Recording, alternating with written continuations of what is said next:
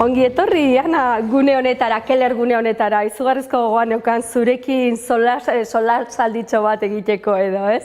Bai. Eta beti, hasten garenean, bueno, elkarrizketa begiratzen edo prestatzen eta hori, eta nik lehenengo gauza beti Twitterrera jotzen dut. Eta ikusi dut, zure profilian zerbait jola esaldi borobiloitako bat, ez?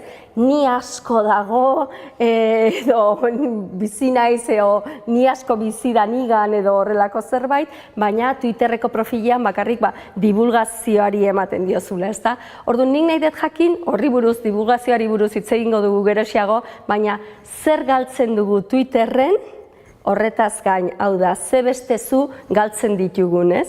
Bai, bueno, jartzen du zientzia komunikatzailea arituko dela gehien bat, eta gehien bat horretan ja ikusten da, bueno, tarteka beste gai batzuke azaltzen direla zeharka, edo, bueno, askoz gutxillo, baina eta gai horien barruan daude kulturarekin lotutakoak, batez ere literatura kontuak, eta pixka musika hori dira, igual nire zaletasun publikoak, eta gainerakoa baneretzat gordetzen ditut, eta nire gertukoenek ezagutzen hautenek badakite nolakoa naizen eta ze gehiago gustatzen zaidan da zertan nabilen, baina ez dut uste horretan gizarteari egiten diodanik inolako ekarpenik edo. Eta gustatzen zaizkit gordetzia niretzat.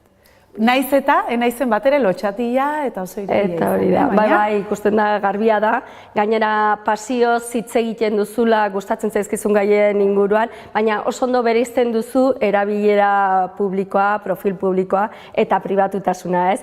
Sare sozialetan gainera, bueno, ondo moldatzen zara eta bar, ze aldaketa ekarri duten, ez da? Nik pentsatzen da, zientziaren divulgaziorako konta hori azu pixka nola izan da, nola bizi izan duzuen hori Elujarren adibidez eta bestela, ez? Bai, erabateko aldaketa ekarri du, eta zientziaren ikuspegitik adibidez ez da erresa, zientziak eskatzen duen patxada, oinarrira jotzia, pixkanaka azaltzia gauzak ondo ulertaraztia eta gaizki ulerturik izan ezadin, hori uztartzea sare sozialek ematen duten berehalakotasuna labur, izenburutara jotzia, orduan horreka topatzeko eta oso tentu zibili behar da, bestela oso erresa da izenburu horrekin gelditzea, azkenean ez direlako karaktere gehiago sartzen eta ez duelako aukerarik ematen sakontzeko. Adibidez, baduela gutxi zulo beltz baten lehen irudia ikusi genuen. Lerroburu askotan aipatzen zen, honekin frogatu da einsteinek arrazoia zuela. Bai, eta lehen ere bai. Hau izan da, alderdietako bat erakutsi du, aurrikusitakoaren arabera lortu dela irudi hori eta ez duela ezeztatu orain arte uzten zena, baina hor dauden matiz horiek, xehetasun horiek eta galdu egiten dira eta horregatik da garrantzitsua. Edo zenbat aldiz entzun dugu, minbizi jakinen baten aurkako botika edo tratamentu arrakastatxua lortu dela. Pertsonekin ari gara, kontuz. Zulo beltzarena, tira, fizikariak eta minduta sentitu daitezke, eta ulertzekoa da, ez da, horrak atxik balego, baina bestearena asko arriskutsua da. Gero beste gauza bat ekartzen duten sare sozialak oso ona, da nolabaiteko demokratizazioa iritziarena, ez da, edo nork dauka iritzia ematen, hori zoragarria da, baina aldi berean nola bereizi alea eta lastoa. Eta horretan egiten dugu lana Elujarretik eta nik neuk ere ahalegin handiena horretan egiten dut. Bai, eta sare sozialek ematen dute aukera hori ez sakontzeko, niri ere ez zait gustatzen horretan eztabaidan sartzea, baina bai iturrietara helarazteko, ezta? Horretan izugarrizko Twitter batek ez, linka jartzeko, esteka jartzeko, beste eduki sakon eta... Hori da. Eta oso ona da, jakimina pizteko, uste dut, eta baita, pixkat, usaintzeko zer dabilen airean. Eta hori polita da, ez dakit. Nik ez dakat interes berezia kiroletan, baina horri esker, gero igual topatze baliman ezola lagun talde batekin ari dena, ez dakit, azkeneko partidaz, txapelketa, pilota txapelketa, zerbait ja aldez aurretik badakit, eta Ondo? Divulgazioarekin, ari gara pixka bat, eta zu ari zara izugarrizko lana egiten horren inguruan. Elhuyarren nola daukazue planteatuta zientzia eremu guztietara zabaltze hori? Bai, Elhuyar Zientzia Unitateko lankideok bi publiko hori begira edo egiten dugu lan, zientzia hezkuntzan dabiltza batzuk buru belarri, eta beste batzuk gehiago aritzen gara gizarteratzean. Orduan, gizarteratze horretan, divulgazioaz gain, aldizkaria, irratia, telebista, sare sozialak, ez dakit beste zerbait asmatzeko hori ere probatuko dugu, bestelako ekintzak ere bultzatzen ditugu. Eta adibidez, klasiko bat da Kafe Elhuyar sariak, ez da, dira 25. urteurrena egiten dute, eta eraldatzen jundia denborarekin. Helburua da, saritzea eta aitortzea zientziak plazaratzeko, gizarteratzeko lanean dabiltzanen egiteko hori, ez? Eta orduan, lehen lehiaketa modura planteatu zen eta jarraitzen da horrela egiten, baina badauka atal berri bat, urte gutxi ditu, 5 urte, eta da beka bat.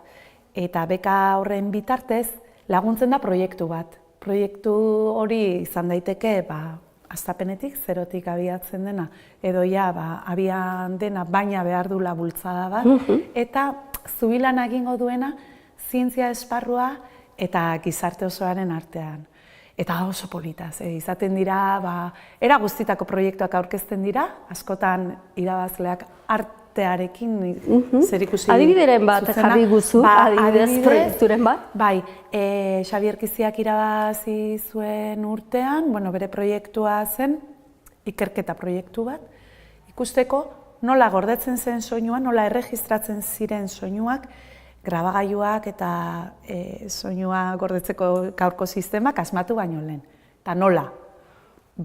Irudietan, adibidez, eliza edo beste kuadroetan, baina asko elizatan eta azaltzen dira musika tresna, jendeak ikusten da nola jotzen duen musika eta nola beste batzuk entzun egiten duten, entzule horien jarrera, azpian dauden edo parean, haien soinu hori jasotzeko modua, edo legeetan, ze ordutatik aurrera ezin daitekeen zarata egin, zer jotzen den zaratzat eta zerrez, kanpai dorreko kanpaikadak, horien esan nahia zein den, eta haiek modu batea zeuden araututa daude, elizak arautzen ditu gainera, baina gero sartzen dira adibidez, udalak, utziko duala ez, ordu batzutatik aurrera jotzea bez, edo pasatzea bezakit, karruaje bat, gurdi dotore batek igual badauka pasatzea, baina ez baserritarran gurdiak,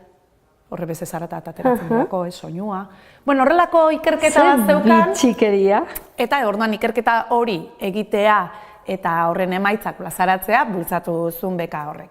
Edo txalaparta digital bat. Hori beste proiektu bat izan da, Enrique Hurtadorena, eta hark egin du txalaparta digital bat, batek jotzen du eta digitalki erantzuna jasotzen da. Orduan interaktuatzen du programa batek jotzen duenarekin. Eta jo dezake 3 modutara, modu tradizionalera, hartzean haiek berritu zuten hori, eta gaur egungoa, garaikidea. Eta gaur egun erabiltzen du kontzertutan, eta duela gutxi gaina tokatu zitzaidan. Ikusten ari naiz, azken aldian horrelako digitalizazioarekin zer ikusia duten musika, letrak eta bestelakoak. Orduan dira proiektuak hori, alderdi zientifikoa daukatena, baina gizartearekin erabat uztartuta. Eta beste irakurketa bat ekartzen dute. Eta orduan, horrelako gauza bultzatzen ditu Elhuyarrek, eta nik hortartian izateko privilegioa daukat, suerte izugarria. Ematen dizu aukera ikusteko nondik norakoak ez, nondik sormena eta lan hori ez da, zoragarria iruditzen zait. Ezinbestekoa da, gu biok hemen egon da zientzia eta emakumeak eta horrelakoei buruz galdetzea ez. Zer ari gara egiten, zertan ari gara huts egiten eskoletan, ez balin badago, ez balin badugu sustatzen emakumeok jarraitzea, ez, zientziaren alor horretan, behin adin batera iristen direla. Bai. Zein da gakoa? Zertan eragin dezakegu? Bai, nik uste dut gakoa dela kontua ez daula bakarrik eskoletan. Eta naiz eta eskoletan gero eta indar handiagoa jartzen da emakumeen rola eraldatzen, gaurkotzen eta batez ere estereotipoak puskatzen eta aukerak irekitzen, ez da bakarrik eskolaren lana, gizarte osoak eragiten du horretan, eta hor dauden mugak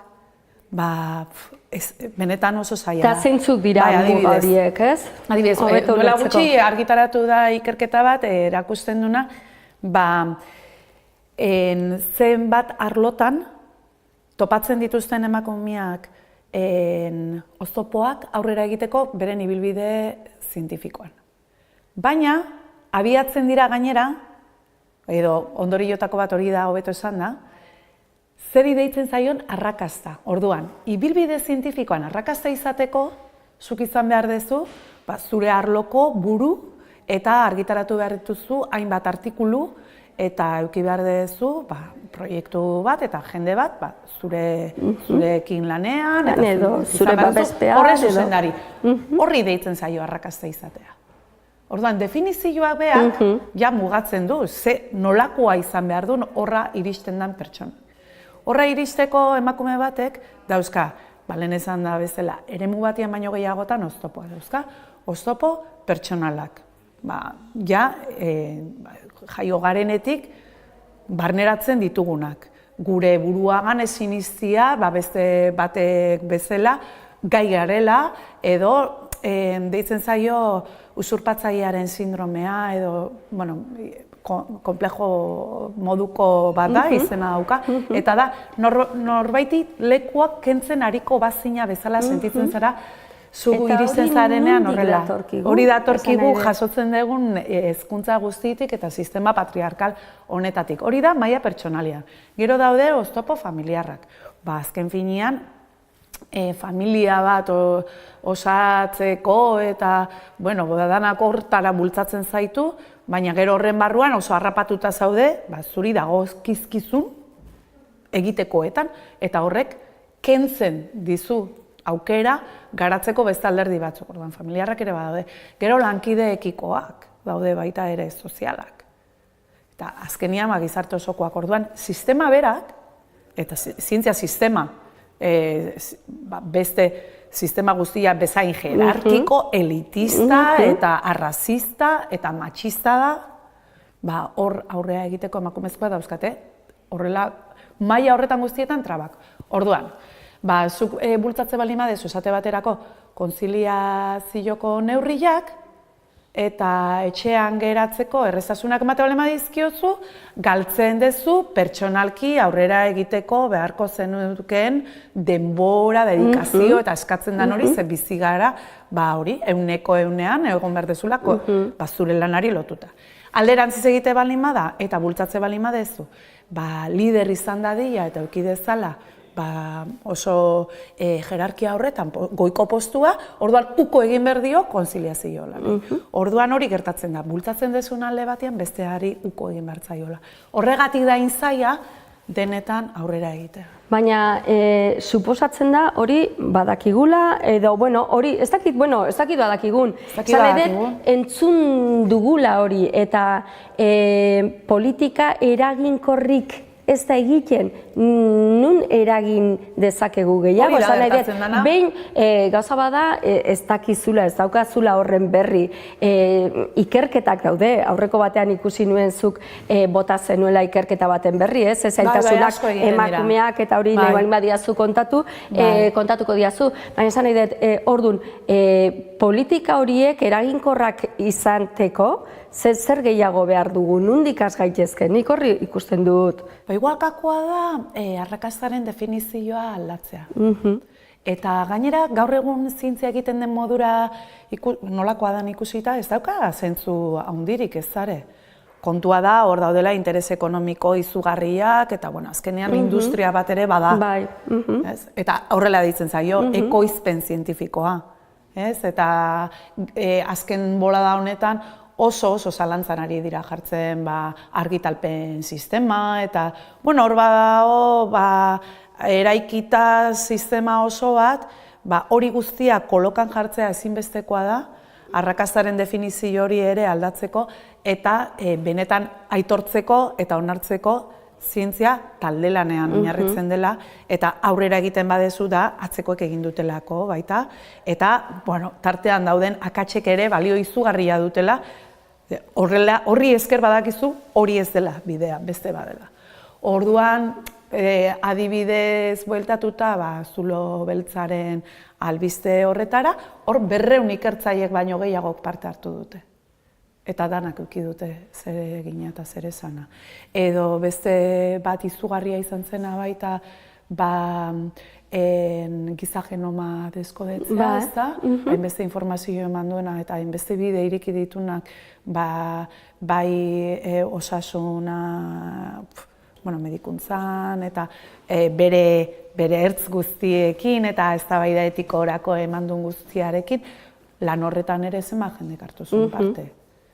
Azkenian ezinbestekoa da, hola egitea lana. Gaur egun bakarrak ez du egiten, Baina gizonezkoak, esan nahi dut orain aldarrikatzen dute feminismoa, ez dakit moda dan, ez dakit benetakoa dan, ez dakit preste egongo lirateken definizio, arrakastaren definizio hori aldatzen hasteko. Esan nahi dut. Bai, hori da. Gizarteko beste arlo guztietan bezala, hemen danogea ekologistak, ezkerrekoak, feministak. Horregatik esaten dizut, ez? Teorian eta martxoaren 8an, denok era ia dena, ez? Edo aldarrikapen horietan, eta nik beti zalantza hortik etortzen zait, ez? Baina hori nire kezka beti izan da, hezkuntzaren munduan ibili naiz beti ez, eta esaten digute, ikerketa batean irakurri nuen ez, ez ote dizkiegun benetako aukerak erakusten emakumei eta ezagutuko balituzte hobeto ze aukerak dauden zientziari lotuta eta gehiago animatuko liratekela. Baina nik benetan ez dut hori horretan sinisten, zen nik beti saiatu naiz gauza bera, bai gizonezkoi, bai emakumezkoi ikasleak, mutilak edo neskak izan, aukera berak ematen edo tutorizazio eta orientazio aukera horiek, ez? Orduan hori jarraitzen dut kezka horrekin, ez dakit benetan, ze hainbeste gaur egun adibidez, STEM kontuarekin gabiltza gora eta bera alderdi guztietan. Zer da STEM hori? Azaldu diguzu pixka bat, ematen du zerbait berri edala, oraintxe etorri daan zerbait. Bai, akronimoa da eta hor barneratzen ditu zientzia, teknologia, matematika, artea ere sartzen dute batzuk, egiten duten ian, eta ingenieritza. Zientzia, teknologia alderdi guztia. Hori da, alderdi horiek, eta batzutan artea gehituta eta beste batzutan ez, izango litzateke paradigma bat, bilatzen dana horren bitartez, garatzea alderdi horiek, modu berdintasunean oinarrituta, arduran oinarrituta, eta ardura esaten dugunek gizarte ardura zaia, eta modu demokratikoan eta bar. Da nik uste dut, politika bat eta modu bat hitz egitekoa, leheno beste modu batera izendatzen zen. Eta niretzat badu baina bat, eta da berriro ere mugatu eta zedarritu egiten duela zein dan arloa. Eta ni pixkat horrekiko ez dakit, errebeldea naiz. Nire bai. Uste dut eta gainera praktikan nigan behintzat ikusten dut. Nabarmena da. Baina horrela delako, beste guztietan bezala, badana bat berla. Beste gauza da, zuk zure zaletasunengatik edo gaitasunengatik edo hortan gehiago trebatu zarelako ahalegin handiago egin dezulako, garatzea alderdi bat beste baino gehiago, baina guztia da hola lotuta, hori garbi da, orduan berriro ere horrela banatzeak, ez dakit Betiko zientziak eta letretara jotzen dugu, hori, bai da. Ematen Eta nun dago zuenean filosofia? gaindituta zegoela hori. Eta nun dago etika? Bai. Etika ezinbestean lotu behar dugu horrekin, bestela. Adibide oso garbi izan liteke adimen artifizialarena. Zientzietako teknologia, zientzia ez dakizen, nun dago beste alderdi guztia, humanitatearena. Adimen artifizialarena da, gauza bat, gainea, oantxe aipatu deula berdintasuna eta generoa eta hori dana, adimen artifizialaren alderditako bada, nola egin, oinarrian, badagoen sesgo hori edo isuri hori, alderdi gizonen aldera edo haiek leku hobea edo nabarmenagoa izan dezaten, hori adimen artifizialera ez pasatzeko, esate baterako. Egiten dituztenean hizketarako eta interaktuatzeko gai diren errobotak oinarritzen dira, eginda dauden eztabaida eta elkarrizketetan. Elkarrizketa horiek, barneratuta daukatenez, arrazismoa, matxismoa eta lakoak, bere egiten dituzte eta erreproduzitu eta gaina areagotu egiten dituzte. Orduan, etika eta bestelako ikuspegi filosofikoak ezinbestekoa dira horretaz jabetzeko eta hori zuzentzeko. Ez dira bukatu galdetu gabe gauzatxo bat. Nik edo guri galdetzen bali madigute zientzian norbait ezagun Euskal Herrian da hori etxenik etortzen zaineri burura beti, ez? Eta galdetuko baligute emakume bat zein datorkigu burura? Baldugu erreferienterik mundu horretan, emakumerik. Ezagunak dira behar ditugu, nola ikusten duzu alderdi hori? Ez uste direnik behar bada, etxenik bezain ezagunak, ez daukatelako horrelako, segurazko DIPC bezalako erakunde bat ez dutelako zuzentzen eta ez dutelako jasotzen ez dare komunikabideen arreta, baina zalantzari gabe dauzkagu emakume zientzialari ikaragarri interesgarriak daukatenak asko esateko ez bakarri zientziaz, adibidez Itziar Aretxaga astrofizikaria, Mexikoko behatoki batean egiten du lana, eta bere lana da apasionantea, benetan polita, urruriteko galaxien sorrera ikertzen du. Izarren jaiolekuak eta orduan doa unibertsoaren sorreraren bila.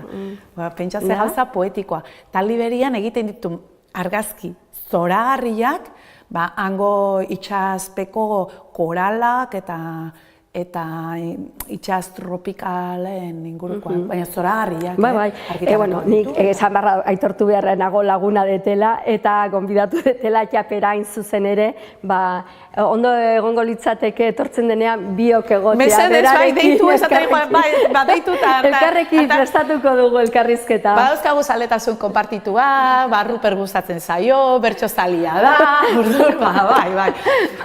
adibidez edo Maria Jesus Esteban, matematikari oso ospetsua da, Parisen egiten du lan eta benetan da prestigiotsua eta badaude hainbat eta gero gazteak pila bat. Badator, badago usta. Baina izugarria eta arlo guztietan gainera.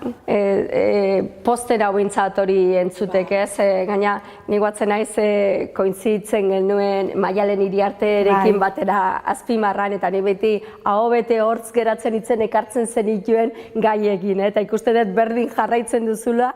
Garaietan ibiltzen ginenen elkarrekin telebistan eta hori beti eukitzen nun eta beti aztu egiten zitzaidan galdetzea. Eta esaten nun zein albiste gustatuko litzaizuken ematea, ez? Beti ekartzen zenituen olako albiste bitxiak, harrigarriak eta hori, eta baina benetan, hainbeste ikusita gero eta hainbeste aurreratu du denak zientziak adibidez, ze gustatuko litzaizuke, benetako aurrerapena zein izango litzateke zuretzat? Oso galdera zaila da, eta okerrena da nik neuk egiten dudala. Aldizkarian badaukagu atal bat, ibilbide luze xamar badaukaten ikertzaile egiten dieu, eta bi galdera bakarri dira. Lehenengoa da, zer aldarazi zaitu, hasi zenean ze aurreikuspen eta aurreiritzi zenituen hori da, eta eragin dizu zure ibilbidean beste modu batera egiteko aurrera, eta bigarrena da, ibilbide hori bukatu aurretik, zer gustatuko litzaizuken ikusia, eta orduan, galdera horri erantzutia, hori, ez da erresa, guaina egin didazu, baina erantzunak oso polita dira, eta gehiena dira, danoi gustatuko litzaizkigukenak. Minbiziarentzat, topatu dela tratamentua behin betikoa, edo garuneko gaixotasunekin ere erantzun izan du bate baino gehiago. Asko gaixotasunekin. Alzheimerra pentsatzen dut, Parkinsona. Azken finean, gure ongizatearekin eta gizarte onurarekin lotutak klima aldaketarekin adibidez ez dute oraindik erantzun, baina hori ere izango litzateke, etorkizuna ez da oso eta gure esku dago, ez da. Baina, orain fribola jarriko naiz, eta gogoratuta aldizkarian zuzendari urtaskoan izandako Eider Cartonekin, eta hori bilo nahi genuen, gustatuko litzaigukela beste giza espezie bat, garaikidea orain, diskurritzia bizirik, ez dakit, iskutuko oian batean, badirela, beste gu batzuk. Eta hori gustatuko litzaiguke izugarri. Ez da frivolitatea, ondo dago? Ez, uste dut, kristoden zaplaztekoa izango zala, gure egoarentzat eta gure eta beti bakarrak garen sentsazio horretan. Eta gaudela erpinian, eta... Behin imaginatzen hasita ez, ondo egongo litzateke, ez dugu behar beste espezierik, agian gure espezia baino irribartsuagoa, ez? Beti olako zerbait asmatzea, beti pozik edo behintzat ez izatearena. Igual gehiago izango izateke, hemen txutziko dugu, lasai, ez dutu gehiago. Hor, zerban zoriontasuna hortik, hori ordu beste baterako. Beste baterako, horrek askorako nago duke. Horaingo zuintzat, eskertzea pila bat, nuen gogoa, hemen txapaldizkarira ekartzeko zu, eta placer bat izan da, mila esker benetan. Beretzako ere bai benetan, egitan, eskerrik asko.